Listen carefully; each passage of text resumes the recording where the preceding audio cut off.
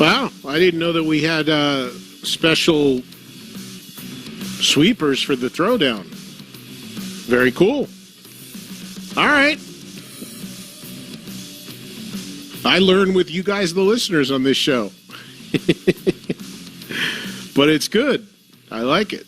Here we go with a Throwdown on a Tuesday. And I always tell you guys to follow me on social media. Not because I'm trying to build followers or whatever. I don't necessarily really care about that. People follow, they follow. But because it's a way for me to communicate with you about rock news and rock stuff and what's going on with this show. You know, and I made an executive decision last night about midnight Pacific time, because I was thinking about it. I'm like, what are we going to do tomorrow? And, of course, I always love doing open phones, but everybody always loves the throwdowns, and we've been talking about trying to work another one in. So for those that follow on my social media, whether it be Twitter or Instagram or Facebook page at Eddie Trunk, you know what's coming today. For those that do not, well, you'll find out right now, because we're going to do a throwdown, and we're going to pit David Lee Roth's Eat 'Em and Smile versus Van Halen's 5150. I got back from going out a little bit last night, and I'll tell you about that because that's a funny story. But I went out last night, and then I got back to my place, and I'm like, okay, I'm always cool with doing open phones. But I said, wait, we got a window here. We have a light week as far as guests or anything. Great opportunity to do another throwdown. So I was like, what are we going to do? What were the people throwing out to me as things they wanted throwdowns for? And then I remembered it was one of the ones that came up, and we've had so much Van Halen talk lately. Van Halen / David Lee Roth talk about this show together, which is just mind-blowing. And I started thinking about it. I said, wait a minute, I got to go. Yeah, I think this one came up a few times. Eat 'Em and Smile versus 5150. Obviously, the first full-length Roth solo record versus the first Sammy Hagar-era Van Halen record. Both released in '86, and we'll give you the side-by-side stats here in a second. But I thought that would be a fun one to do, and that's exactly what we're going to do today. Pit those two records against each other, and at the end of the show at 4 o'clock Eastern, we will come up with a consensus pick from the Trunk Nation audience as to which is the superior record or the favorite record of this audience. So we'll get into that here in just a second. Light news day. I ended up, so I mentioned yesterday that I had dinner the other night with Pete Evick, who is Bret Michaels' guitarist in his solo band and has been for many, many years. And Pete's a great guy and an old friend. And Pete was in town because Bret Michaels and his team were coming into town to play a private event last night in the Resorts World Casino, which is a brand new casino here in Vegas. So I was talking to Pete, and Pete said, look, it's a private thing. And I've told you guys about this before. There's tons of artists that do these private gigs that nobody knows about because they're private. They're just for one person or one person and his friends or a corporation that's doing a party for the employees. And there's tons of them that go on. You just don't know about them because they're not publicized for obvious reasons.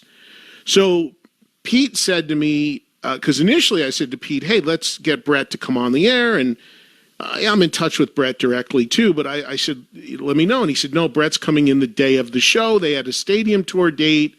And then he's coming in doing the Vegas private thing and then going back to Kansas City, where I believe the stadium tour is playing tonight. So I said, okay, I get it. So Pete said, why don't you come down and hang out? He'd love to see you and come to the show. We can get you in, even though it's private. It's in a big club, and we have a guest list. I said, great.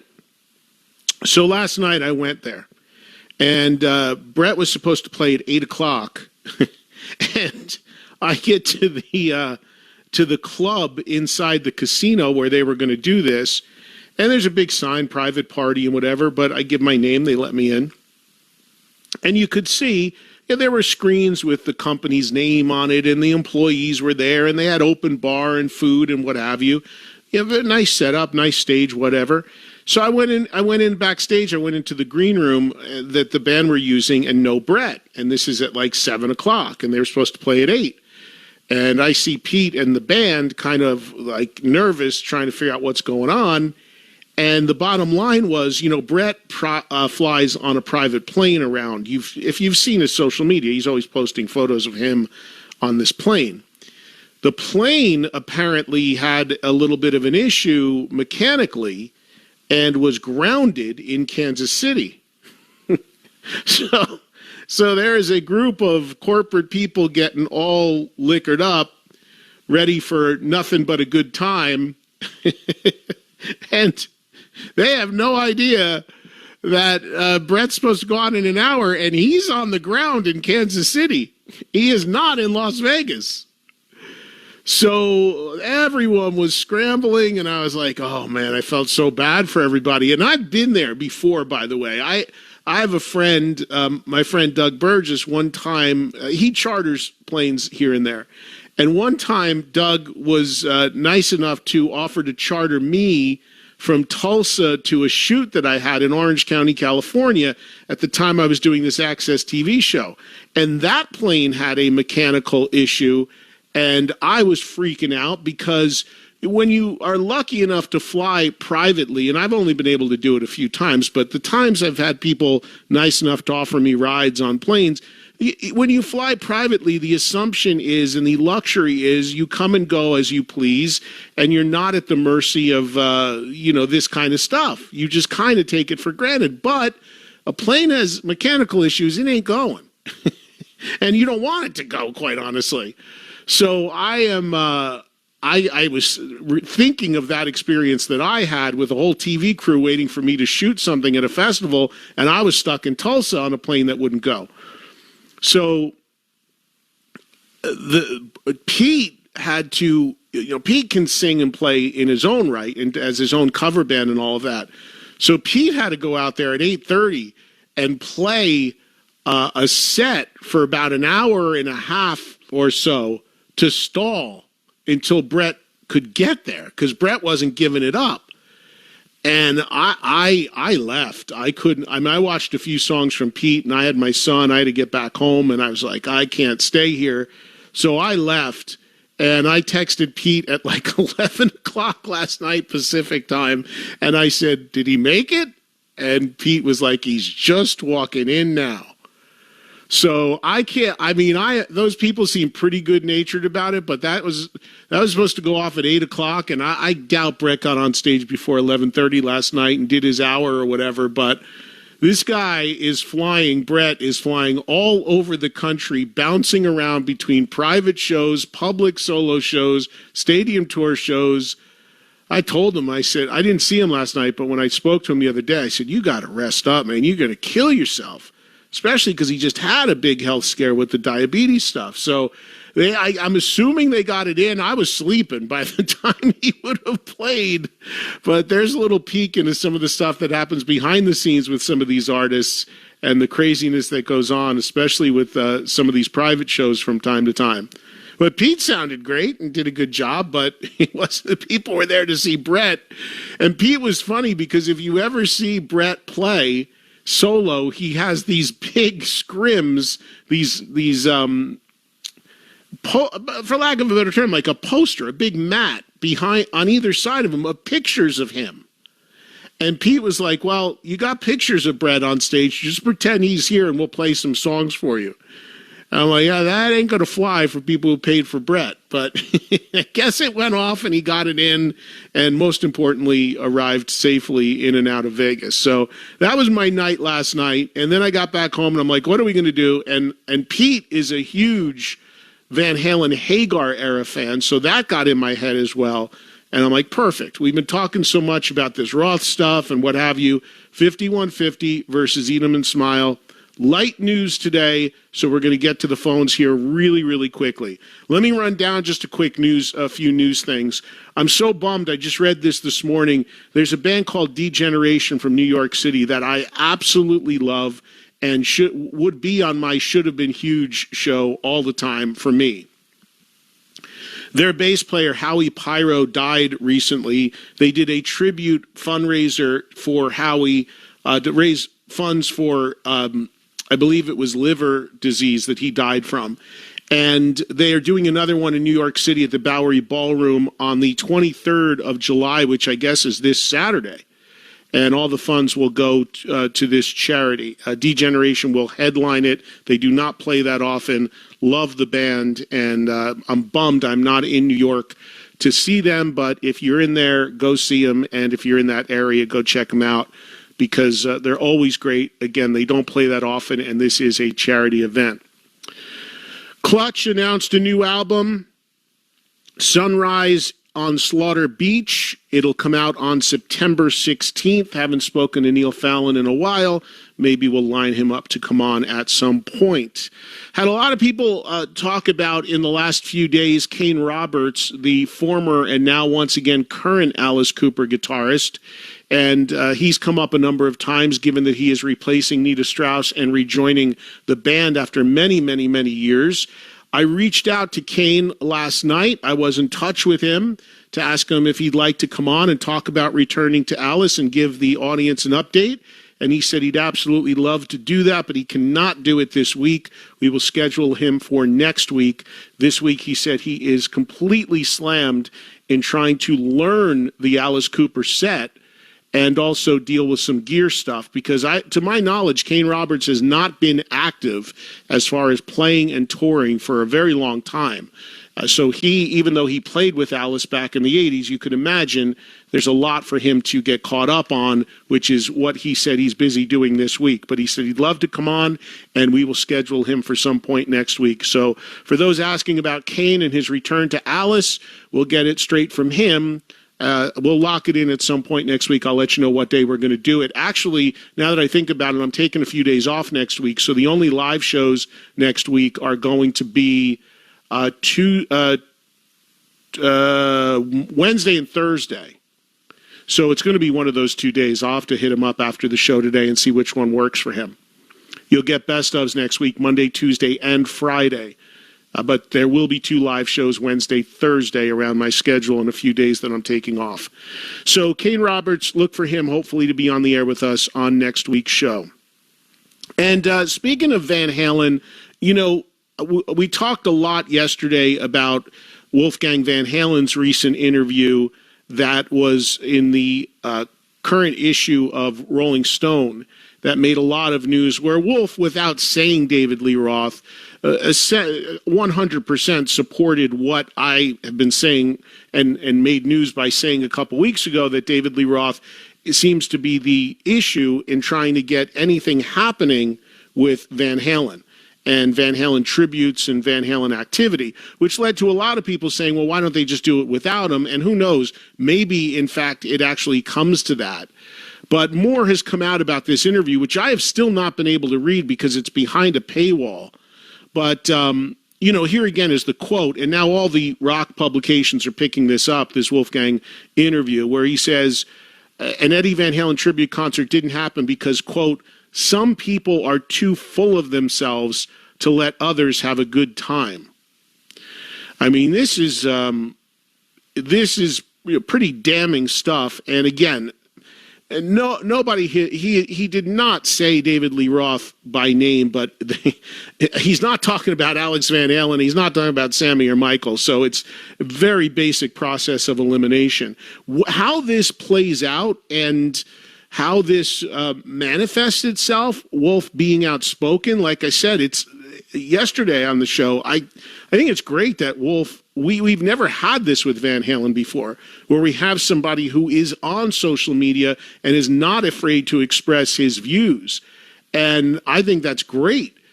But how that plays, we don't know. Does it light an additional fire for that to maybe pressure Roth to finally come around and make it easier to make something happen? Or does it bury Roth from really wanting to do anything and maybe in some way talks the Van Halen camp into doing it without him? I mean, ideally you'd want him involved, but if it's continually a stumbling block, at this point, I think you just got to, like we were talking about and caller said yesterday, just go get some other singers, get Sammy, get Gary Sharon, get Alex, get Michael, go do it. It's really, at the end of the day, going to be all about the guitar players anyway, because you're celebrating Eddie. So more reverberations from that interview with Wolfgang, and I'm eventually going to be able to read the whole thing because, again, it's Rolling Stone used to put everything online and you just clicked and read it, and now they're wanting subscribers and they want you to pay and all of that, which, again, I can afford to pay like everybody, and I don't mind paying for things, but you just reach this fatigue of these monthly, whether it's streaming or online subscriptions. It's like another one. So we'll see. Enough has come out from people who have read it and reposting it that you're getting the vibe of it anyway, of what's out there. So anyway, that's interesting, and in some ways that's a little bit fueling what we're going to do today, which is the throwdown of the two albums that came out in 1986 as a result of the breakup of the original Van Halen. Those records being 5150 and Eat 'Em and Smile, Roth's debut full-length solo record. So before we get to the phones and hear your picks, I'll give you the tale of the tape, if you will, on these records. 5150 released March 24th, 1986. Both records released by Warner Brothers. Of course, 5150, significant in that it was the first album from Van Halen to feature a changed lineup with the arrival of Sammy Hagar, his debut record with the band. It was named, of course, after Eddie Van Halen's home studio. The album, this is always a surprising stat for me, given how big Van Halen was with Roth, but the album hit number 1 on the Billboard charts, surpassing the band's previous album, 1984, which peaked at number 2. Michael Jackson's Thriller kept 1984 out of the number 1 spot. So 5150 is, I believe, Van Halen's first and only number 1 album. It was extremely commercially successful when people were really wondering if Van Halen could exist without Roth. The album has a running time of 43 minutes, 14 seconds, and it had 3 hit singles on it, including Why Can't This Be Love, of course, which was the lead single on the record. Also, Dreams and Love Walks In, also singles from the record, both of which went top 30. Why Can't This Be Love peaked at number 3 on the pop charts. The album's also significant because it was the first one that did not feature in the production area the involvement of Ted Templeman, who actually produced Eat 'Em and Smile. 5150 was produced by the engineer of all the Van Halen records previous to that, Don Landee, as well as an assist from Mick Jones, the guitarist from Foreigner. So there's pretty much the tale of the tape of that record. Track listing, Good Enough, Why Can't This Be Love, Get Up, Dreams, Summer Nights, Best of Both Worlds, Love Walks In, 5150, and Inside. We mentioned the 3 big hit singles in the pop world from the record, Why Can't This Be Love, Dreams, Love Walks In. Also, Best of Both Worlds got a lot of airplay, and it's still a staple sometimes when Sammy plays. Summer Nights got some airplay. The title track got some airplay. Really, on this record, the only thing that didn't get rock radio airplay would be Good Enough, Get Up, and Inside.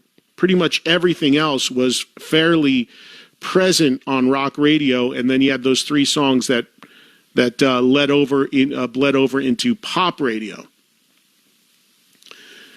And yes, the first Van Halen album to go to number 1 on the charts.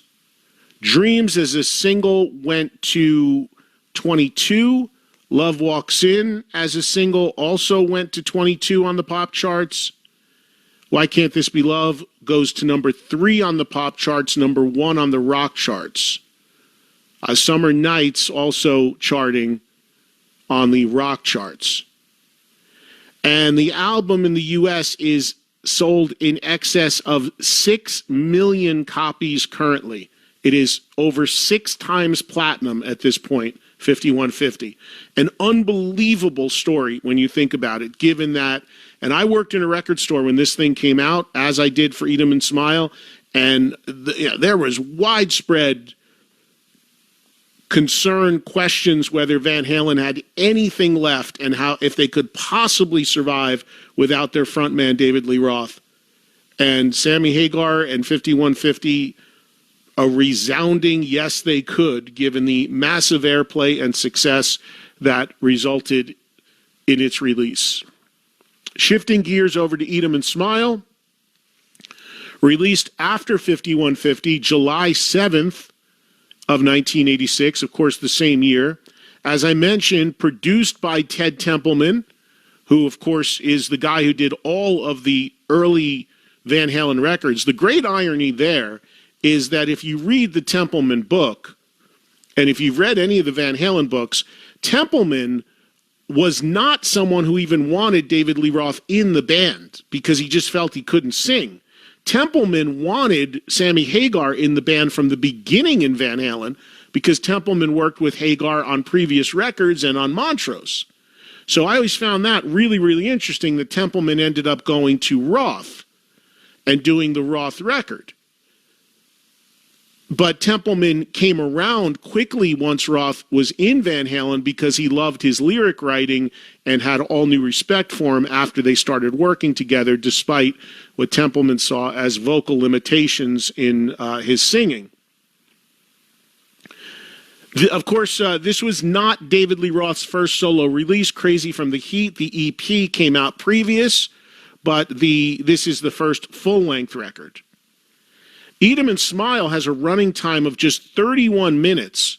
So it's in the tradition of the early Van Halen records, it clocks in at just about a half an hour long, which surprised me. The album also has a lot of cover tunes on it, which people may not realize the songs are covers, but there is a good degree of cover songs on the record. Let me give you some, the track listing: Yankee Rose, which of course was a big single written by Roth and Steve Vai. Almost all of the original material is written by Roth and Steve Vai. Yankee Rose, Shy Boy, written by Billy Sheehan because it was a Tallis song. The story goes that Roth went to see Tallis play, and that's where he hired Billy for the band, and they decided that Shy Boy, which was already a song recorded and played live by Tallis, would make a great cover and addition to Eat 'em and Smile, second track on the record. I'm Easy, which is a cover, the third track. Ladies' Night in Buffalo, Going Crazy, finishing out side 1. Those are all Roth-Vai compositions. Flipping over to side 2, Tobacco Road, also a cover. Elephant Gun, Big Trouble, Bump and Grind, all Roth-Vai compositions. The album closes with a cover of That's Life. So you've got 1, 2, 3, if you count Shy Boy, which you should because it is technically a cover, 4 cover songs on the record. One song, well, actually, I take that back. 1, 2, 3, 4 covers. And then the rest are Roth-Vai compositions, the other 6 tracks, 10 tracks total on the album. Of course, the lineup that made the record: Roth, Steve Vai, Billy Sheehan, and Greg Bissonette. And chart position-wise, U.S. top position was number 4. So both records charted very, very high at their peak position. Of course, Van Halen hit 1. This album hit number 4 at its peak position.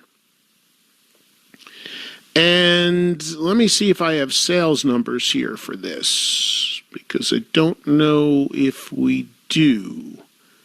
I'm looking online, of course, to see what the sales stats are. For some reason, they do not show sales stats, but I would think, so the singles from the record, Yankee Rose, Going Crazy, That's Life, were the 3 singles. So both albums had 3 singles released from them, proper pop singles, if you will. I'm looking to see if I see sales stats on this. And I don't think I do. According to bestsellingalbums.org, Eat 'em and Smile sold 1 million copies in the U.S. That's it? Yeah. Still to date? Again, this is sort of, that was as of, no, I don't have a date on that, so I can't confirm that. Yeah, there's no way it hasn't sold more than that. Now, I would think that it's sold significantly less than 5150 over the decades, because 5150 is really a record that you still hear a couple songs from all the time on the radio, on classic rock radio. This album, if you think about it, maybe Yankee Rose a little bit, but as well received as this record was, there aren't songs on it that are constantly heard and on the radio and really out there like you still hear 5150 stuff. And interestingly, when Roth does play live, I mean, I don't think he was playing anything from the record. Maybe Yankee Rose, but I mean, he maybe a song or two. But it's not like when he toured and when he played recently, it's not like he played on any sort of consistent basis music from this record. He played basically all Van Halen stuff. So although it was absolutely a successful record, and I'm sure it's probably at this point sold somewhere in America in the neighborhood of 2 to 3 million, it's not a record that's just constantly out there and on the radio, and Roth himself doesn't really lean on it all that much whenever he has played live. The thing about the record is it was an all-star band, obviously. I mean, Vai, Sheehan, Greg Bissonette, world-class players, and there was a lot of that I remember going on in '86. Like, okay, what's the better band? Who's the better guitar player? And all of that. And 5150 was a record that was, among hardcore Van Halen fans, somewhat maligned because it was more commercial and it did feature more synth and keyboards in it. And Sammy Hagar said on this very show a couple years ago, he's often blamed for that, his arrival in the record in Van Halen coinciding with it being more pop-based and keyboard-based. But Sammy said many, many times that was not his call. He's a new guy coming into the band. That was Eddie Van Halen and where he wanted to take Van Halen, especially given the fact that he now had a powerhouse vocalist who could sing anything he threw at him. And look no further for proof of that than 1984, the previous Van Halen record, when you hear I'll Wait and Jump, that's where the keyboard started. Sammy Hagar had nothing to do with that. And then all of a sudden, Sammy joins the band, and Eddie hears this guy that can sing these ballads and can belt it out like Sammy can belt it out, and he went full on into that world. It opened him up as a musician, having a singer who could have this crazy range. So Sammy said many times it's so erroneous that people think he pushed them in that direction. That wasn't really the case at all. So there's a little bit of the tail of the tape. Chart-wise, sales-wise, 5150 wins, but that's not what we're talking about today. We're talking about what record you prefer, what band you preferred. When these two records came out in '86, make no mistake, there was absolutely a competition. The former lead singer out on his own. He went out on a big successful tour for the record. And here's Van Halen, unheard of, a new singer, even though he was an established guy. Is that going to work? Clearly it did. And obviously Van Halen went out on a very successful tour where also significantly they did not play much from the Roth era of Van Halen, almost marketed as a new band at the time. So there are some overview, some stats, some information about how this all was back in '86. And now we're going to hear from you. So let's take our first break. And when we come back, hit me with it. What is your pick between 5150 and Eat 'em and Smile for the next 90 minutes? We debate, we discuss, we throw down on Trunk Nation. All right, welcome back. Here we are on a Tuesday. Some throwdown action for you. We begin with Toby in Connecticut. He is our first caller. Toby, what's your pick? I am 110% 5150. And I'll tell you why. First of all, to me, I enjoyed the campiness of DLR and the Eat 'em and Smile era, you know, the headdress and the Indian, the videos. But if I'm going to sit there and say I'm going to put an album on, 5150 is in my rotation at least once a week.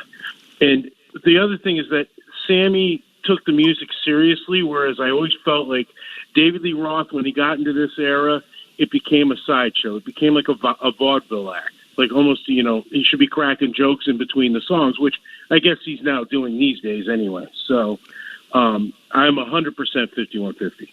Well, and actually, that's some of the material that's the covers on the record are kind of in that vein, so that kind of supports what you're saying to some degree. Toby, thank you. Appreciate your call. Joel, you're keeping a tab here, I'm assuming? Oh, of course. All right, so when we end at 4 Eastern, we'll have our picks here. Here's Max in Orlando. Hey, Max. Hey, thanks for taking my call, Eddie. Sure. I'm going to have to go with 5150 as well. I agree with Toby. Sammy pretty much took the music seriously, and I also like the fact that you got the vocals in there that are obviously super strong, incredible, and you have that match make in heaven with the compliments to Eddie Van Halen's songwriting at the time, which really worked to serve the musical atmosphere at the time. I think it really was the perfect storm between Eddie and Sammy, and I think that's why it worked so well. So I'm a song guy, so ultimately I'm going to have to go pound for pound. From a songwriting perspective, 5150 is a lot stronger, despite the musicianship virtuosity of Vi and Sheehan and Bessonette, which is fantastic. I love that record. I love the sonics of Ted Templeman, but the songs on 5150 are what take the cake for me. Thanks for taking my call, Eddie. Appreciate it. All right, Max, thank you. So Max brings up a couple of things there. Songwriting-wise, you've got to give the edge to 5150 just simply because everything on it was written by the band. With Eat 'em and Smile, you've had 4 covers. Again, you got to count Shy Boy as a cover because the song existed and was recorded prior by Tallis. So if you count that, there's 4 covers. Now, that being said, Vi and Roth wrote some great songs on that record that you certainly can't discount. But because of the covers that were done, there's that. And when you talk about vocals, look, I don't care which, it's inarguable to me that Sammy Hagar is a whole different level as a singer. That's not even debatable to me. But you can still have, so that being said, you can have a preference vocally. You can say you prefer David Lee Roth's singing style and vocal to Sammy, but purely from a singing ability standpoint, it isn't even a contest. It would be a joke to even try to debate that. That's why I've said many times, Sammy could, of course, sing the Roth stuff easily.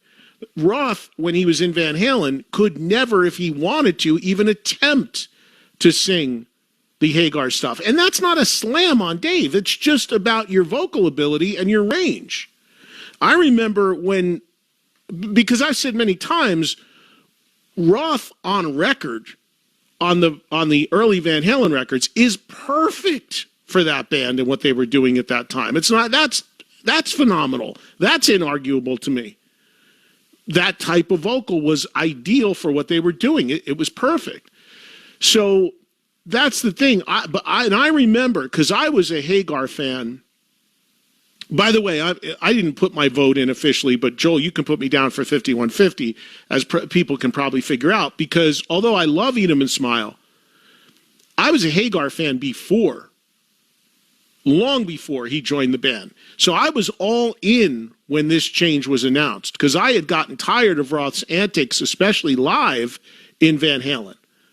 So I was ready for the change. I was totally into Sammy and his solo stuff and Montrose, and I'm like, bring it on. And then when 5150 came on, the first seconds of the record when it starts is good enough with Sammy doing that, hello, babe. And you knew it was like, Wow. And then I remember hearing Why Can't This Be Love, which was released a week or two in advance of the record. And just the opening vocal line in that, wow, here it comes. I mean, it was like, wow, holy Christ. You know, for people that didn't know Sammy that well up to that point, it's like, it was eye-opening to hear a voice like that against the music being made by Van Halen. So, not in any way disparaging Eat 'Em and Smile, because the whole point of doing these throwdowns is that both are great records. Whatever two we pick, they're both great records, but you got to pick one. That's the whole point of doing this. Steve in West Virginia. Hey, Steve. Hey, Eddie. Great throwdown, and I got to say, it's 5150 time. Wow, we are 3-0 right out of the gate here. This I'm surprised by this, although it could level out as we've seen in the past. But so far, we are on a projection of a landslide. Steve, anything you want to add about it? You hit a lot of my points. A couple things I just want to say real fast. That album has one of the all-time best summer songs, of course, Summer Nights, and that whole album's kind of like a summer album. And this album really shows Eddie being so multi-talented, and I think they became a real band when Sammy joined, because Sam, obviously the voice, like you mentioned, but he brings some guitar playing. His lyrics are much different than Dave. I think they became a real serious band, but at the same time, they were also having a blast. So the songwriting improved greatly, and they put out an all-time great concert video from that. And the balls that they had to say, hey, we got a kick-ass record, and we're going to play pretty much all of it and record it and put it out. And that just shows the greatness of that record. And I believe in Sammy, and I believe in Eddie. Great. I don't think 5150 can be beat. Yeah, the thing. Thanks, Steve. And Steve brings up a good point, and that was a bit controversial at the time. If you were around during this time and you were going to concerts during this time, like I was, the Van Halen tour, there were a lot of people stunned at how little Roth era they did in that show. And the video he's referencing, I think, is Live Without a Net. But they did some covers. They did a couple Hagar era tunes, and they did 2 or 3 Roth era Van Halen songs. But the hardcore Van Halen fans were like, "Whoa, there's what happened to the old stuff."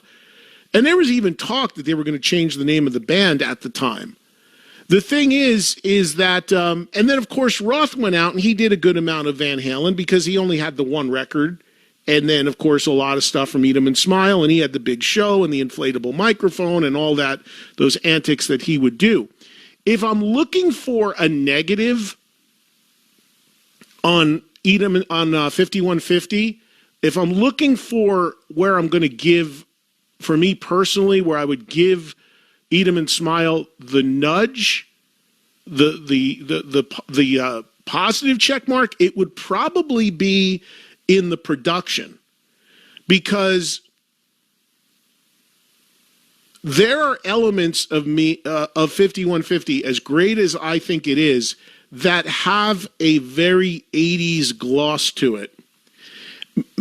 Some of the drum sounds, which I believe are some maybe triggers or electronic in some way, there are certain elements, there are certain sounds in that record that reek of mid-80s and what was happening production-wise. And remember, it was the first Van Halen record made without Ted Templeman, who had did the Roth record. And to me, the hallmark of Templeman's production, including Eat 'Em and Smile, and all the early Van Halen records, is it never sounds dated to me. If I put on Van Halen 2 or Van Halen 1 or Women and Children or Fair Warning or Eat 'Em and Smile, it never sounds like it's dated. It always just sounds like a well-recorded band essentially playing live. And with 5150, you had, maybe it was the keys and the synths that Eddie was using. Maybe it was the fact that Templeman wasn't there, but there are very, very 80s-ish sounding sounds that permeate throughout that record at times. I'm not saying it ruins it for me, but I often would think of what 5150 would have sounded like if Templeman did that record. We don't know.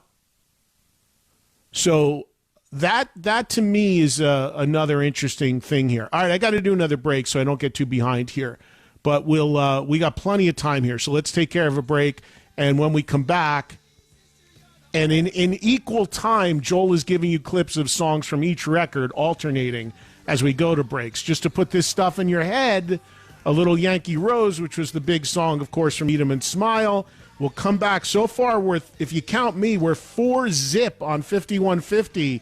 I'm waiting to hear Eat 'em and Smile be defended here. I'm sure we'll get some of it. Come back right after this on the latest Trunk Nation Throwdown.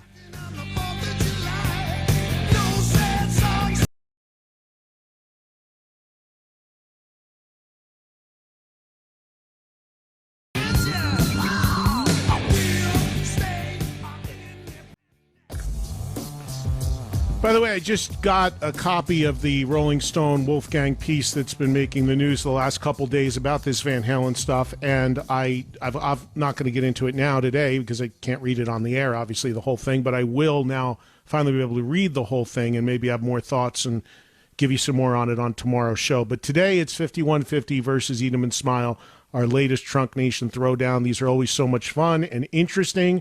Victor in California is up next. Hey, Vic. Hey, how you doing, Eddie? Good, Victor. What do you got? What's your pick? Yes, I'm a first-time caller, long-time listener. Anyway, I want to thank you really quickly for your LA invasion with my teenage nephew Carson. Got to meet Brian Head Welch. It was a great memory. Thank you so much. Oh yeah, I remember when we had Head out there. That was a few years ago. Yeah, it was great to be back recently, and I hope we get to do more soon. So thank you for coming out. Yes. Anyways, my nod is towards 5150. Because, music is a time capsule, and there was a radio station in Los Angeles playing a lot of those songs. And I know it got released in March, but that album, like one of your previous callers said, it's a summer album, like Summer Nights. It's just etched in my memory. But I want to say, Eddie, really quickly, is that a friend of mine went to see the DLR on that tour, and he said it was awesome.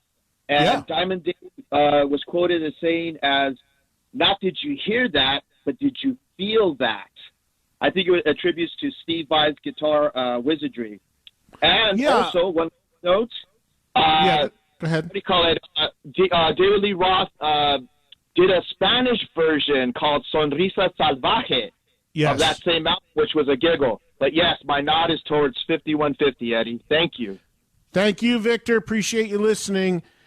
So, Victor, you can't, yes, you have to, and obviously it was a calculated thing. When David Lee Roth set out on his own, he was absolutely going to figure out a way to come up with a band of virtuosos. You got to remember, there was how much it was admitted or not at the time, there was absolutely going to be a rivalry here. Because, I mean, you've got Eddie Van Halen, you've got Michael Anthony, and you've got Alex Van Halen. So Roth had to counter, and he found world-class players, obviously, in Sheehan and Vai and Bissonette. And the late Brett Tuggle, who just passed away recently, I believe he did the tour. I don't know if he was on the record, but they had a keyboard player. So it was this all-star phenomenal band, needless to say, but the virtuoso musicianship is inarguable, but it's about the material at the end of the day. Here's the other thing. Really interesting about everyone saying 5150 is such a summer record to them. A lot to do, obviously, with Summer Nights. But 5150 came out in March. Eat 'em and Smile came out in the summer, in July. And to me, although Summer Nights is very much a summer song, obviously, to me, I think especially when 4th of July comes around, I immediately always think of Yankee Rose because it references the 4th of July. I mean, when I think of a definitive summertime crank up the radio song, it's actually both songs. It's actually Yankee Rose and Summer Nights. Yankee Rose was the bigger song, though, in terms of airplay and the lead single from that record. So interesting, we're hearing so many people feel like 5150 is such a summertime record to them when it actually came out in March. Eat 'Em and Smile came out in the summer, and Yankee Rose was the lead single, which came out a little before it and is very much a summer vibe as well. Greg in Baltimore. Hey, Greg. Hey, Eddie. I've been chomping at the bit to get in on this, man. Well, you're in, so let's hear it. All right. So both albums are great albums. I'm going to go back. I'm 50, so I was lucky enough to see Roth on the first two solo tours. I also saw the 5150 show at the show that they filmed Without a Net in Hartford. Right. And I got to go Eat 'Em and Smile. I mean, I remember our first one. You're our first Eat 'Em and Smile. Yeah. Go ahead. Go ahead, Greg. Let's hear it. Everybody else is nuts, including yourself, Eddie. The reason why was because, if you go back to 1984, which was a good album, but there was problems with Van Halen, that album was a little bit lackluster, I think, and, it changed a little bit of the keyboards coming in with Jump and I'll Wait. When Roth came out with that band, with Vi, with Sheehan, with Bisonet, and Yankee Rose, it was just a statement. It was a big F-U to Van Halen, and it was huge. And to me, it kind of went back to that old Van Halen sound, that party, that big, just loud guitars, kind of obnoxious, as opposed to when 5150 came out, it just seemed a little pedestrian. It seemed more keyboards, a little bit pedestrian, a little bit adult contemporary rock. It wasn't nearly as wild. And to me, that album, like you said, about Templeman's production and whatnot, just stands the test of time. I mean, it's an absolute masterpiece. Covers or not, sonically, it is just unbelievable from top to bottom. 5150's nods to like the heavier end of things are definitely Get Up, which is like almost thrash metal, and Good Enough, the opening track. Those were like where they were giving you the more of the old school raw meat and potatoes guitar bass drums. But the rest of the record, you're right, is a different animal for Van Halen. And Greg, I got to run because I'm up against the top of the hour, but you're our first guy. We'll put you down for Eat 'Em and Smile.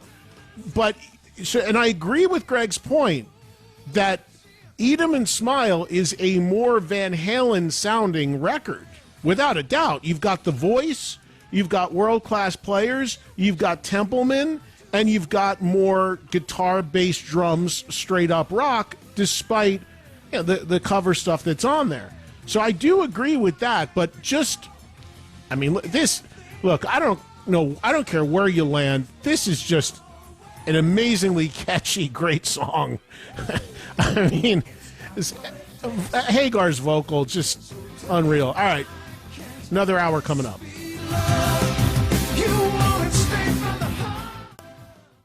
Couple quick notes before we dive right back in on the calls. I do have confirmation now for next week. Kane Roberts will be on the show Wednesday, a week from tomorrow. So we'll get the whole story on Kane returning to Alice Cooper's band. He will join us live next Wednesday during the show. Also, a couple quick things on this week. Tomorrow we can continue this. I see the phones are jammed, and you guys love when I do these, which they're so much fun.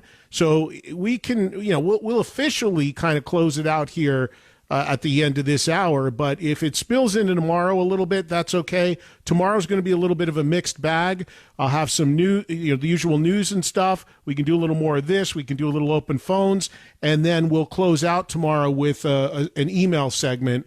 Just a quick mailbag segment, last 15, 20 minutes of the show. So a little bit of a mix of everything on Wednesday. And then Thursday of this week, I will finally do the top 5 Rock and Roll Hall of Fame snubs. I've been trying to revise that list. I keep, moving it around a little bit, but we're locked for Thursday. And Carrot Top will sit in with us for it.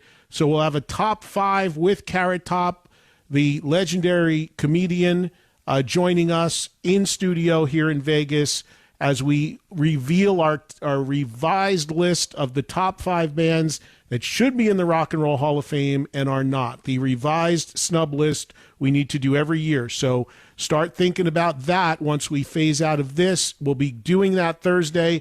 I'll give you my 5. Carrot Top will give you his 5, and then he'll sit in as we take your calls on your 5 biggest snubs for bands for the Hall of Fame. So that's what we're looking like programming-wise as far as a little look into the rest of this week. And next week, of course, we'll close out this week, Free for All Friday, as usual, on the phones. Okay, back to Eat 'em and Smile versus 5150. Right now, it's about 5-1, 5150. But let's see what this hour brings. Here's Dominic in Arizona next up. Hey, Dom. How's it going? All right. Good, Dom. So 1986, I definitely bought both albums, went to both shows in San Diego. It was awesome. You know, if you'd have asked me back then, I would have picked Eat 'em and Smile as a guitar player because I'd never heard of Steve Vai or Billy Sheehan before, so I was blown away.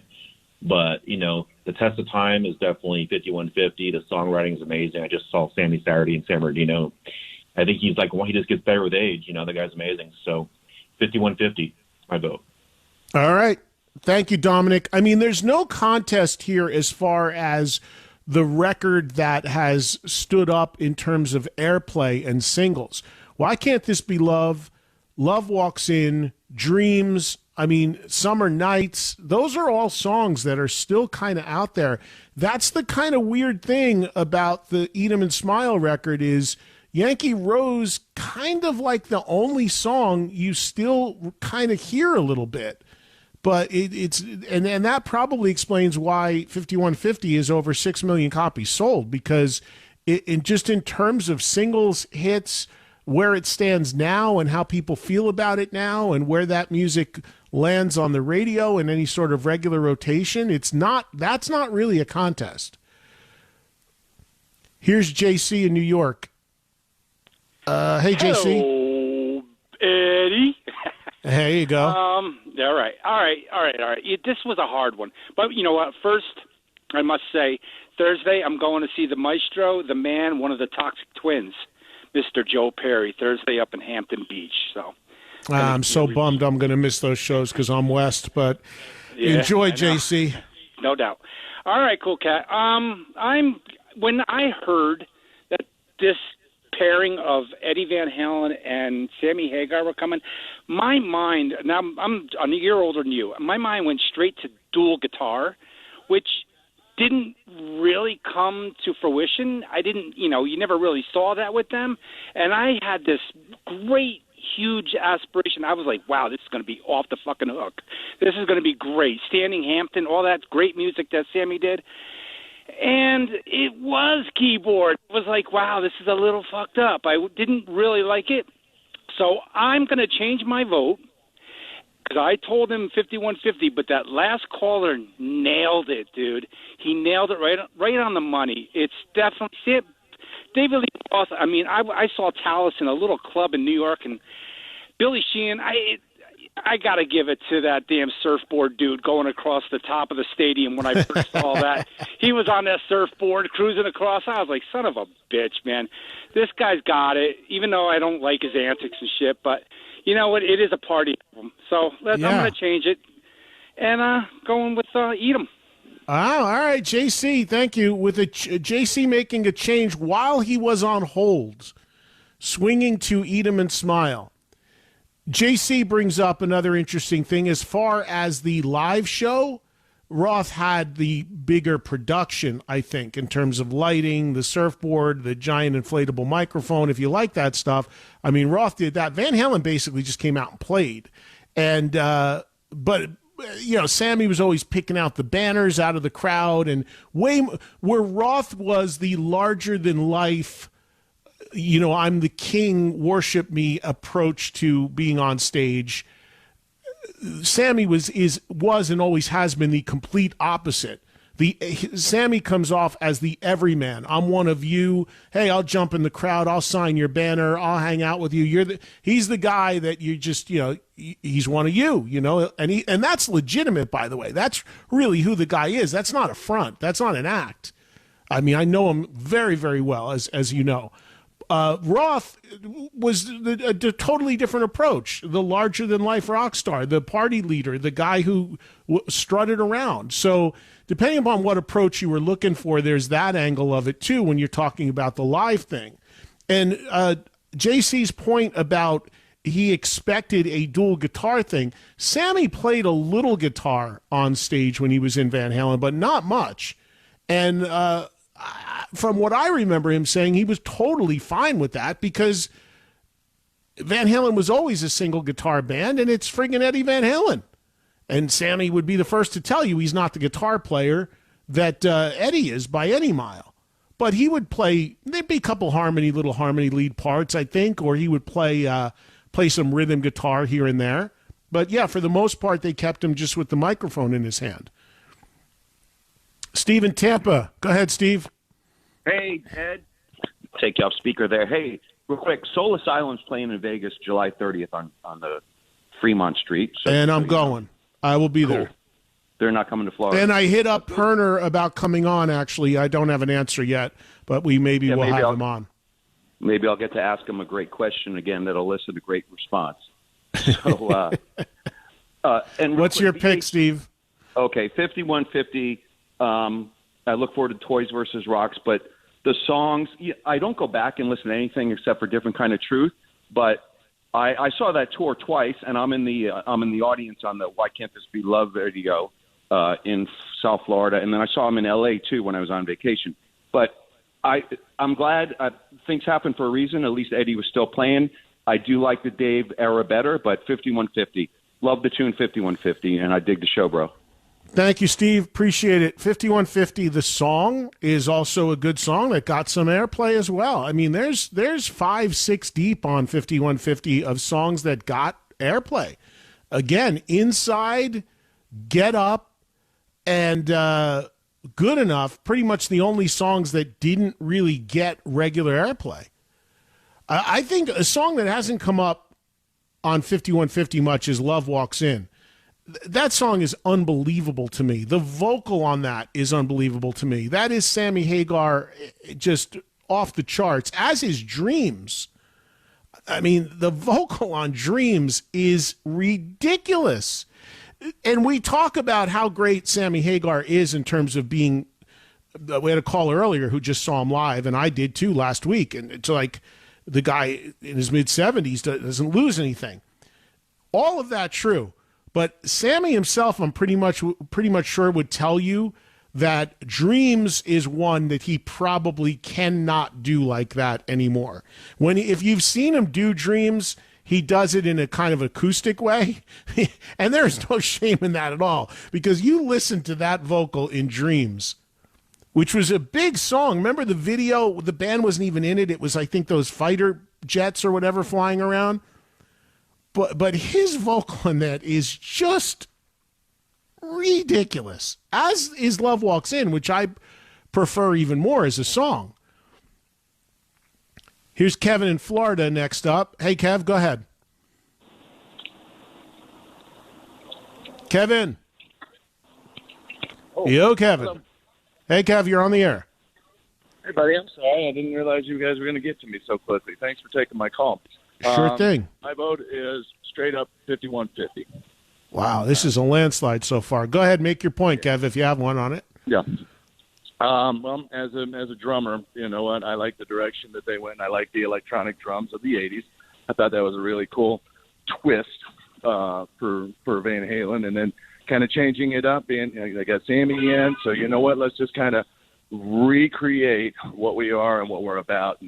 And I think the album was just fantastic all the way through. Straight kick-ass rock and roll, start to finish, all the way through. So never really got into David Lee Roth solo in any way, shape, or form. So I've just always been a big Van Halen fan. So there you go. And thanks for taking my call. Have a good one. All right. Thanks for making it, Kevin. I mean, I'm not going to open this can of worms now, but the other interesting thing is when you go to the second record from each of these respective lineups, when you look at Roth's second record, Skyscraper, versus OU812, I think in both cases, to me, serious drop-offs of the quality of these two records we're talking about today.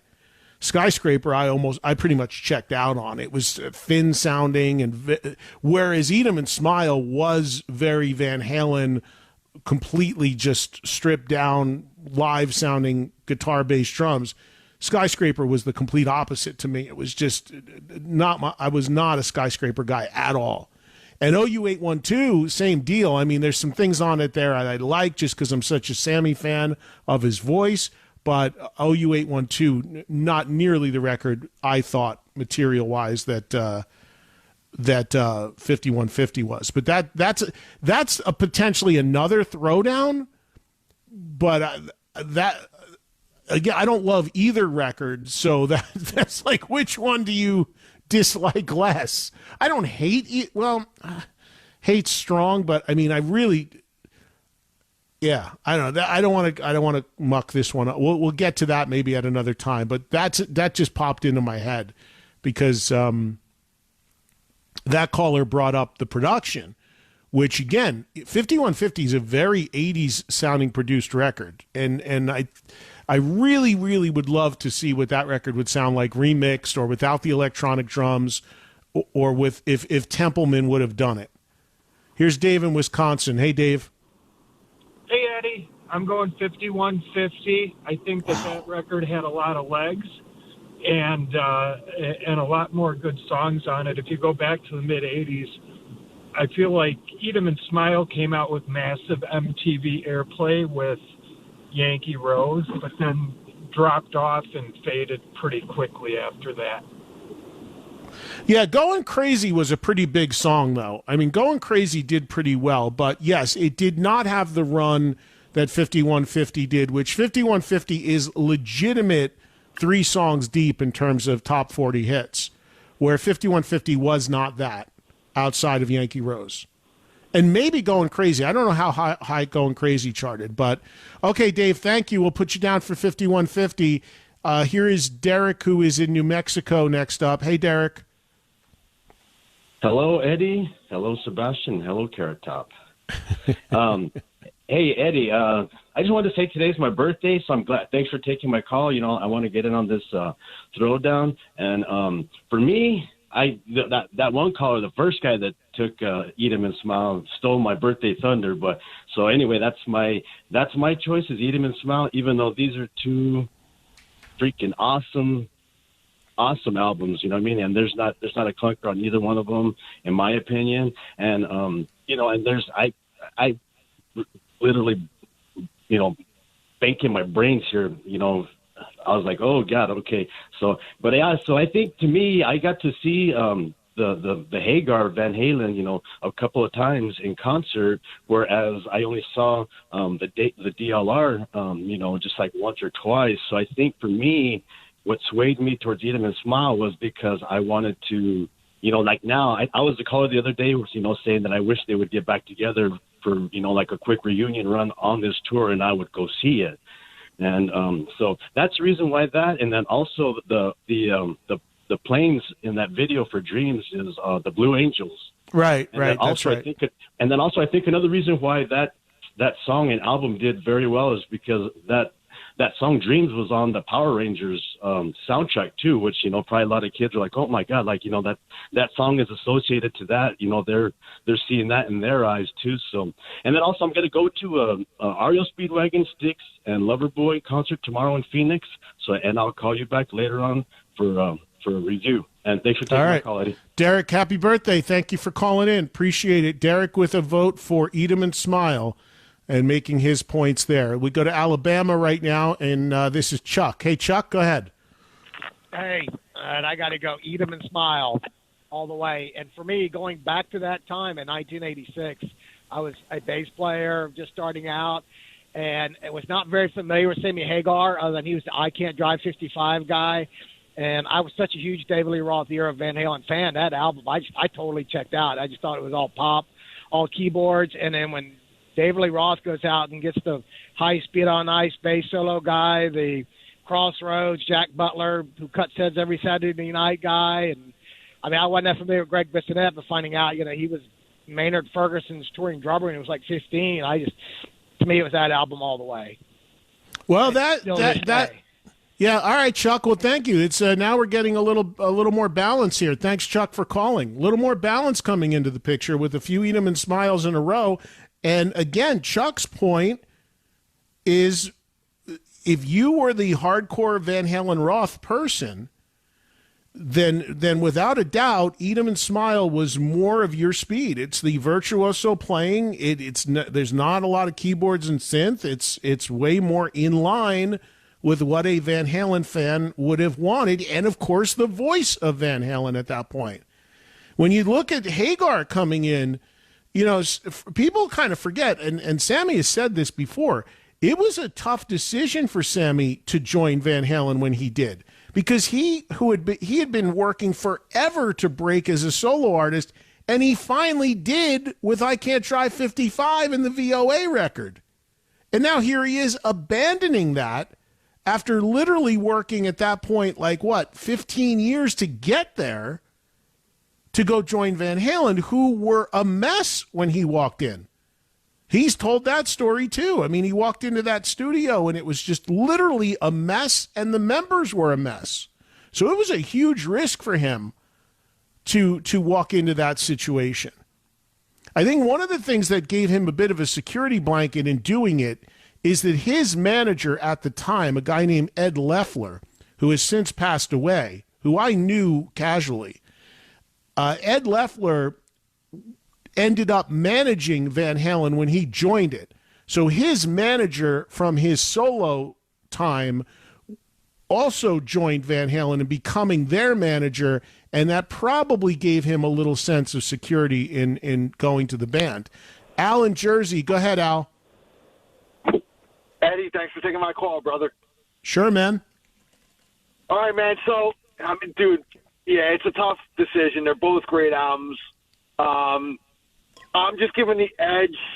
To me, production-wise, yeah, Eat 'Em and Smile it holds up better today. You got to give props to Ted Telmerman, who's I consider the fifth member of Van Halen. I mean, he was such an integral part of that sound. But my nod is going to 5150 only because it was the first time I ever saw Van Halen live in concert. I saw him at the Meadowlands August 1st, 1986.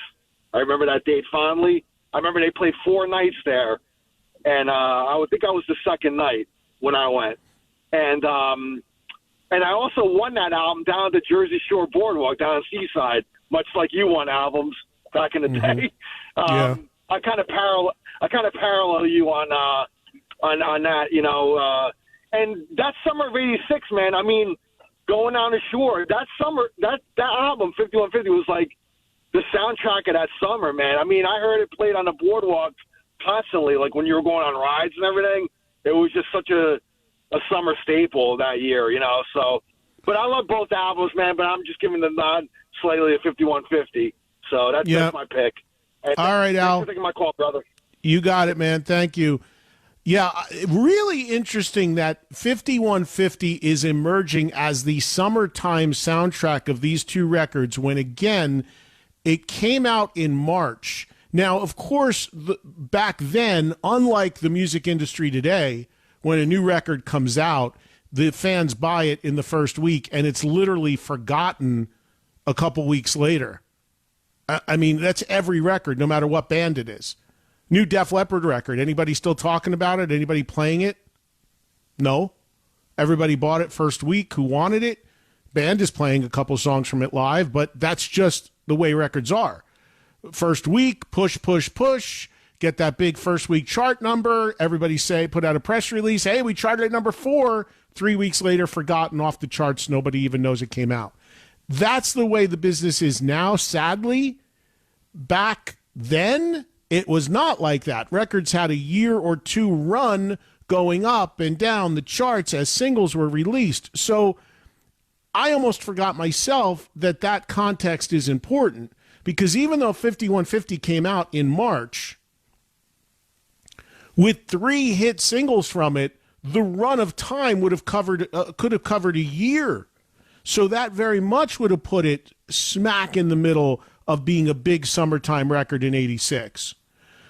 Eat 'Em and Smile came out in the summer, in July of '86. Yankee Rose came out a week or two prior, timing with 4th of July that year, and the 4th of July theme referenced in that song. But by the time Eat 'Em and Smile and the tour got up and running, the summer was over. So I keep thinking of this stuff in terms of the way the business is now, which new music has a 2 to 3 week shelf life, where, of course, back then, you got a single a week or two before the record hit, and the shelf life ran for 2 years. So that context is really important given the changes in the industry now. I mean, I remember working in a record store when both of these records came out, and the lead track when Why Can't This Be Love came out, I mean, it was out of the gate. It was a big radio song. There were hardcore Van Halen fans grumbling about it, the keys and the synth and the poppiness of it, but it was undeniably hooky, and it didn't matter. People were just like, people came around to it. And I remember the video for Yankee Rose coming a little before the record came out, and the 4th of July theme, and there was great anticipation for that record too, but it was a little different. So, yeah, this is really interesting to go back. What are we talking? 86, 36 years. It's just nuts that we're talking about. It seems so fresh to me still. All right, I got to get a quick break. More of Eat 'Em and Smile versus 5150 coming back on Trunk Nation on Volume. Okay, we are back, and we are live on this Tuesday, having some fun, doing one of our throwdowns here, Eat 'Em and Smile versus 5150. Joel, what's the count so far? I know 5150 is by a pretty wide margin, but what's the exact count? Well, do you want the count of what's just been on air so far? Oh, where are you taking other entries from? We just have the full list of everybody who's called in because, sometimes some callers drop off or can't hang on for the entire time. So we take a full tally. Anybody who's called in today, we have their vote. As far as people who have been on the air, we have a 10-4 lead for 5150. What's the overall then? The overall is tied. Wow. Yep. That's really interesting. Very different story than what we have going on the air. Wow. And by the way, folks, just so you know, when I answer the calls, all I'm seeing is the person's name and city or state. I am not seeing who they are by design. I'm not seeing who they're going to pick because I don't want to slant it in any way. So I have no idea who these people that I answer on are picking until we hear it together on the air. We'll continue this. So again, tomorrow we got like a little bit of a mixed bag. We can do more on the air. We can do more off the air. And I can also put up a Twitter poll and we can really get a big sample size. But let's keep going on the calls now for today at least. And Scott in San Francisco is next up. Go ahead, Scott. Hey, Eddie. Thanks for taking my call. I am a huge Roth era Van Halen guy. I saw them a bunch early, and I was totally questioning Sammy Hagar becoming the singer and wasn't a huge fan of him solo. And certainly when I heard that first song, I was like, I don't know, man. I mean, what are these synths? I know the synths were on 1984 also. And I bought both albums, and I enjoyed both albums. But at the end of the day, I'm a Van Halen fan, and Daily Roth pissed me off. Just like you. I was tired of the antics.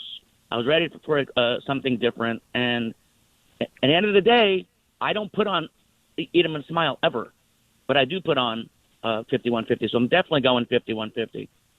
All right, interesting. Thank you, Scott. I'm just going to try to pick up the pace a little bit more and get as many people in here we can on the air till the end of the show at the top of the hour. 844-686-5863, 844-6-VOLUME. We go to Huntington Beach, California. Here's Jason. Go ahead, Jay. Hey, man, how you doing? There's absolutely no debate in this. Eat 'Em and Smile blows that album away. There's not even a debate in my books. And also to Kevin in Florida, who claims to be a drummer, you're going to take Alex Van Halen over Greg Bissonette's drumming? No, not a chance either. That's my take. Thanks, bro. Thank you, Jason. I love when people come with the strong opinions. Here's Dion in Miami. Hi, Dion. Hi, Eddie. So huge Sammy fan. Montrose was the first exposure to him way back in the day. But Eat 'Em and Smile, for me, that band is so tight for not having several albums of the players in it. And for me, living in South Florida with the Spanish community, the Spanish version. I turned Latino ladies onto it, and they're like, wow. So that's my vote. Eat 'em and smile. Wow. Thank you, Dion. We are getting a big late surge now from the Eat 'em and Smile contingency. Really interesting. Here is JC, who is here in Las Vegas. JC, go ahead. What's up, neighbor? How you doing? Good, man. Hey, so here's a unique perspective. I'm a tribute artist, and I pretend to be Sammy. And I, as a guitar player, I am my heroes are in the Roth lineup. I'm a Steve Vai, Billy Sheehan freak. I love those guys. But you're right with 5150. When we're performing the VH stuff and Sammy stuff, it is like Sophie's Choice. I can't pull those songs off the set. Those are, and it's unique because you'll see guys singing along with the love songs. They love it. They're all hits. And to your point on Dreams, you're so right. It's vocal. It's the most vocally challenging song I've ever attempted, and I give Sammy props for doing it just acoustic because I get it, dude. That's a rough one, but yeah, I got to go with 5150, man. JC, what's your band again here in Vegas? Three Lock Box, and I'll tell you quickly, we were discovered and thrust into motion by a mutual friend of ours, Danny Coker. Oh yeah. We play at the club all the time, dude. You got gigs coming up? Because I'm here for a little bit. I'll come see you. We're playing Danny's Club, Counts Vamped, on September 17th. It's my 55th birthday, of all things. Oh, okay. So, well, I don't know if I'll be here then, but I'm here the rest of the month. But all right, JC. So you're officially putting in for 5150, right? How can I not, dude? It'd be sacrilegious in my camp. Yeah. All right, man. I hope to come see you one of these days when I'm here. Thank you, man. Thanks for calling in. By the way, speaking of shows, Thursday night here in Vegas at Vamped, there is House Sparks has a Van Halen tribute called Nerd Halen, and they're playing at Vamped on Thursday night. And prior to it, there's going to be a comedy thing called Punchlines and Backlines, and it's my friend Izzy Presley hosts it. And they get people that don't normally do comedy, do stand-up comedy. And Chris Kale from Five Finger Death Punch is going to do stand-up for the first time. And then Nerd Halen's going to play. So along the Van Halen-related talk today, that's something happening in Vegas Thursday. I'm going to try to pop in on a little bit as well. But JC, I'll definitely keep an eye open for your band playing if I'm in town when it happens next. Here's Jordan in Iowa. Hi, Jordan. Hey, so I'm going to go with Eat 'em and Smile, basically because when Dave left the band, the testosterone went with it. I didn't dig the rooster haircut Sammy had. I thought that was kind of lame. And, you know, if I want to listen to Van Hagar, it's like I'll go quilt with my grandmother, you know what I mean? But no, I got to go with David Lee Roth. He is the voice of Van Halen. And to this day, my dad will turn the radio station if Van Hagar comes on. Whoa! This is it. Well. Again, Jordan, I like unfiltered, honest conversation. So good on you, and we'll put you down for Eat 'em and Smile. We have seen the tale of two different tapes here in the 2 hours of this show so far. Where I thought it was not even a contest the way we were going with 5150, and now that has swung heavily here in hour number 2, and according to what Joel has told us, what they're taking off the air as far as calls coming in. Here's Leo in Raleigh. Leo, go ahead. Give me a bottle of anything and a glazed donut to go. Does that mean you're going Eat 'em and Smile? Yeah, that's it, brother. The rawness of that album, the diversity, me finally being able to hear Steve Vai and Billy Sheehan, who I'd heard about but never really heard before. And I saw both bands on both tours. I saw Van Halen in Rochester in '86. They had Kim Mitchell and BTO opening for them. And then in lovely central New York, in Binghamton and Syracuse, New York, I went to both shows of David Lee Roth with Tesla opening, and I just thought the Roth shows were just so much better. as Vic, the previous caller, pointed out, did you feel it? I definitely felt it. First time I ever went to back-to-back shows following an artist. I felt like a groupie. All right, Leo, thank you for weighing in. Appreciate it. Let's talk to Ty, who's in California, get his thoughts. Go ahead, Ty. Hey, Eddie, how you doing? Thanks for taking my call. Sure. I got to go with Eat 'Em and Smile, hands down. I mean, that is just a killer freaking album. I remember when David Lee Roth left Van Halen, and I said, oh, my God, they're going to suck.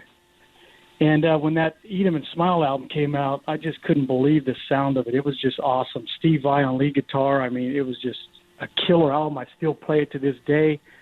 I thought Van Hagar turned into pop music when Hagar joined the band. I just never really got into him after he joined the band. I've seen David Lee Roth on all three of his solo tours, from Eat 'Em and Smile all the way up to Your Filthy Little Mouth, or a Little Ain't, yeah, Your Filthy Little Mouth too, yeah. Little Ain't Enough was before that, yeah.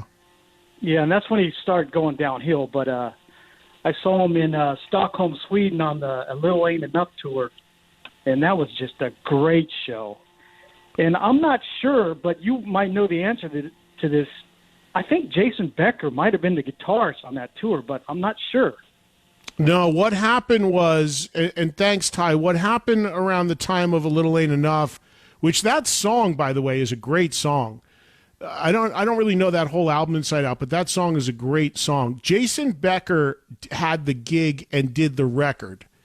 And during that recording of the record is when Becker began to show symptoms of ALS, which he still has to this day and remarkably has survived this long.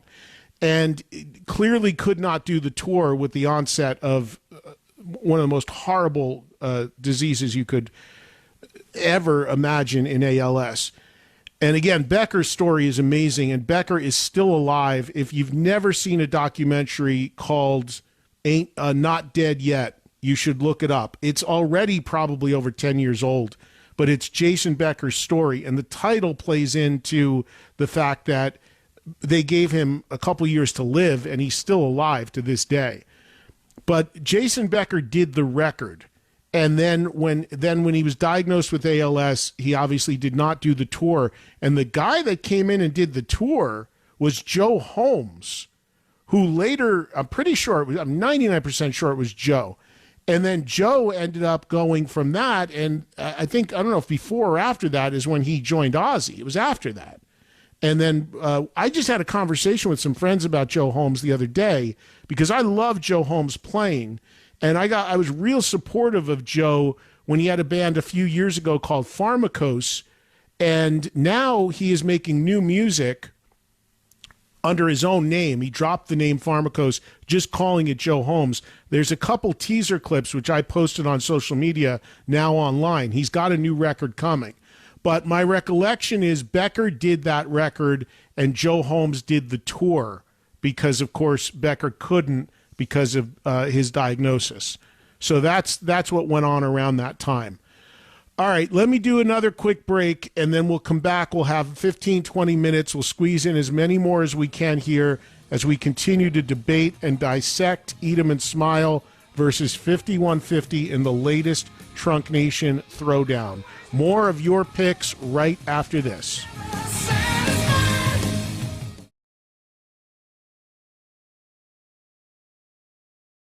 It's funny, obviously I'm doing this as a page out of my old TV show, That Metal Show, which is how we used to end every episode.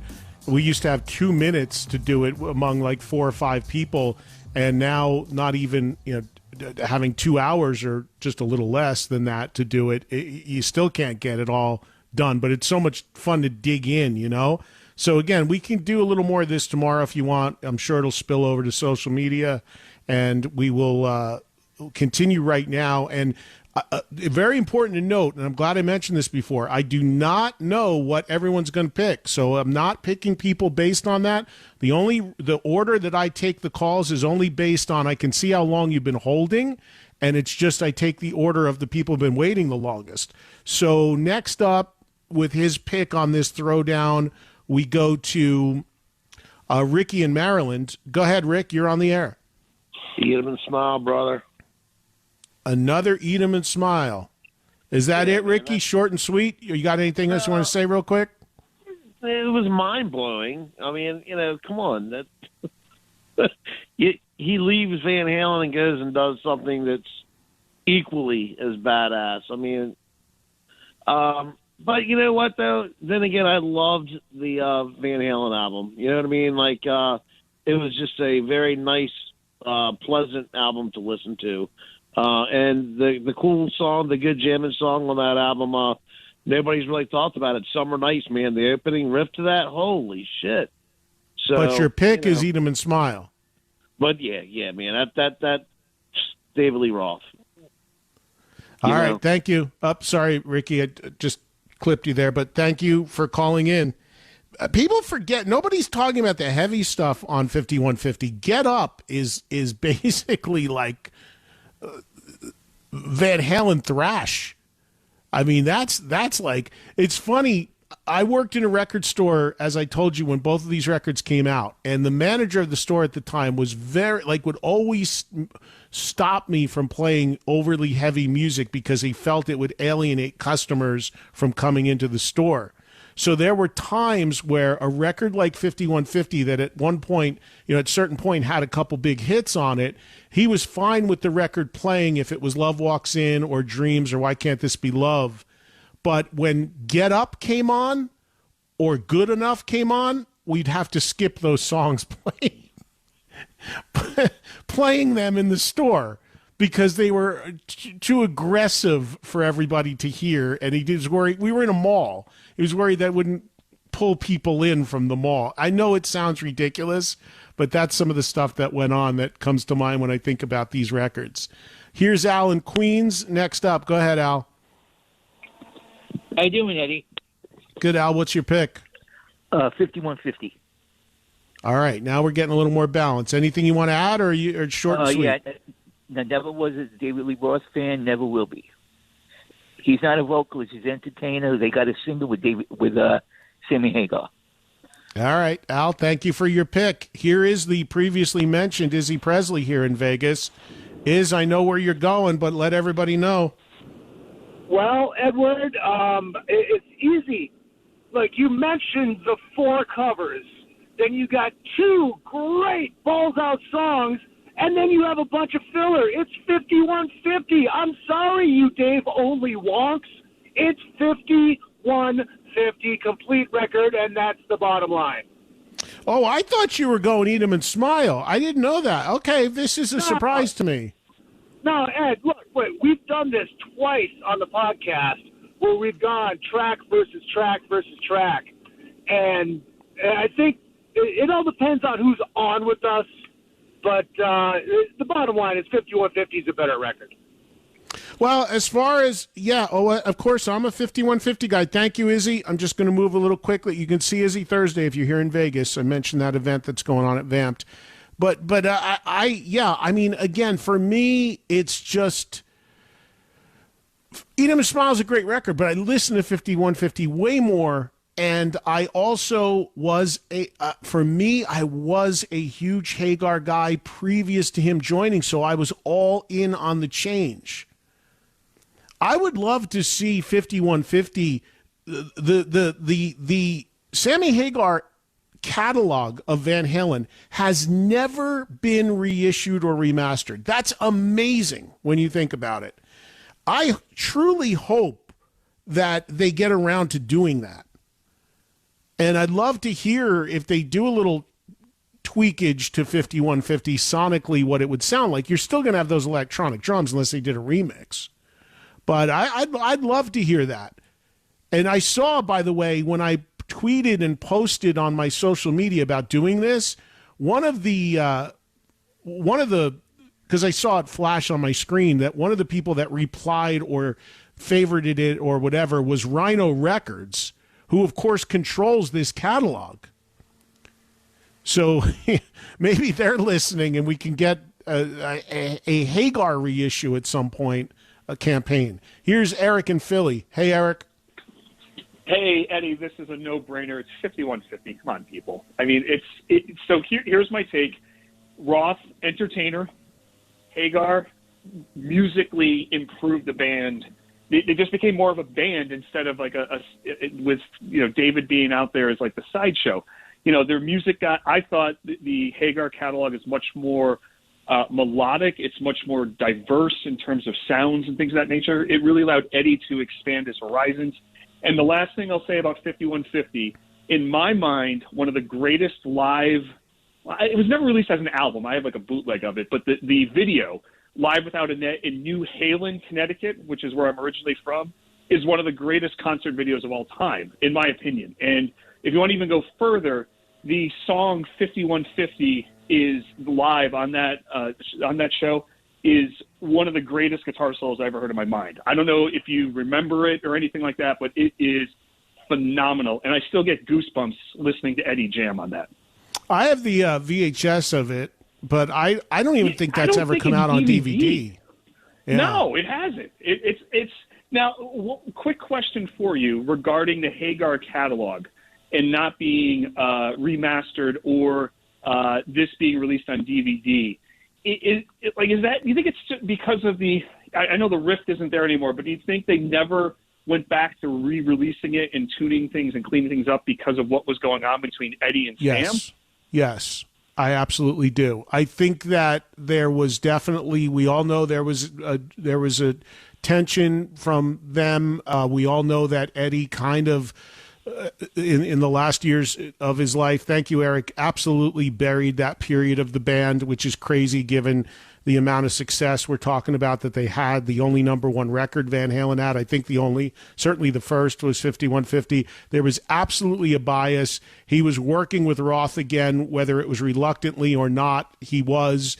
And I think that it was the kibosh was put on any of the Hagar material being given any new revitalized spotlight.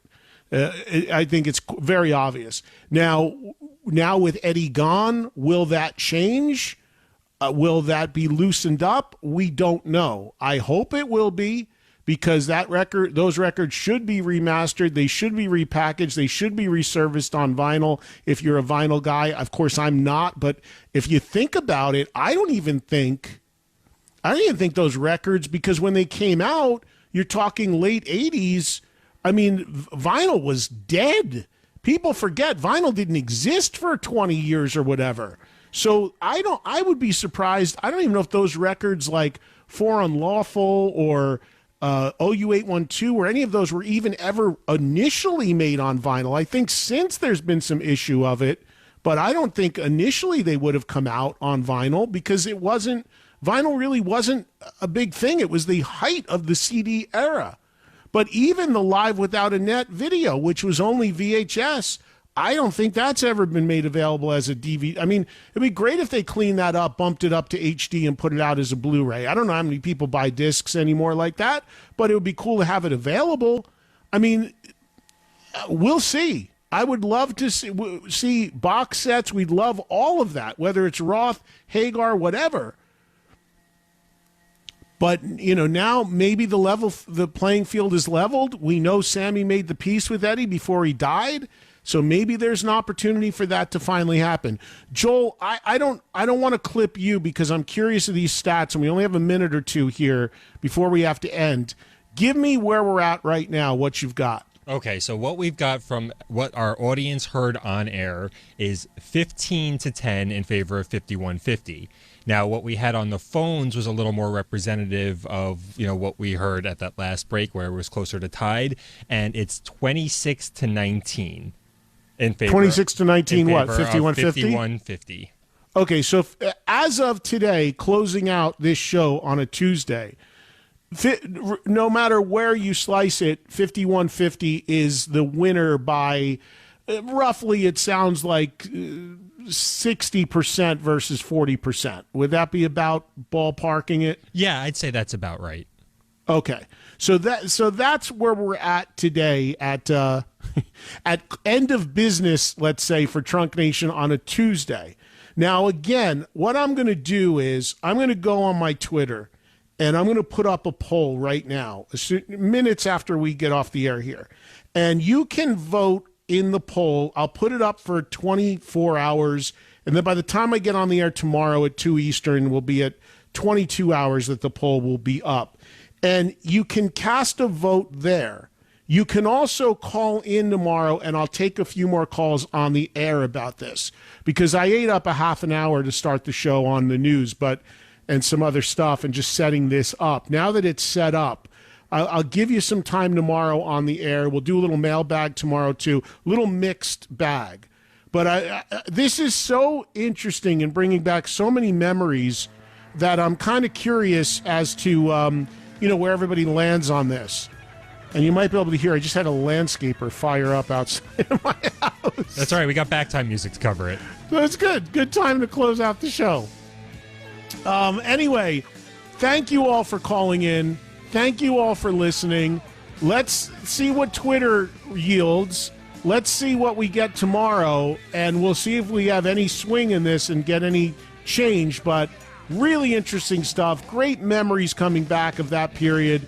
And we'll finalize the voting when we extrapolate everything in tomorrow's show. And then don't forget, top 5 Rock and Roll Hall of Fame snubs on Thursday's show with my friend Carrot Top sitting in. Have a good rest of your Tuesday, everybody.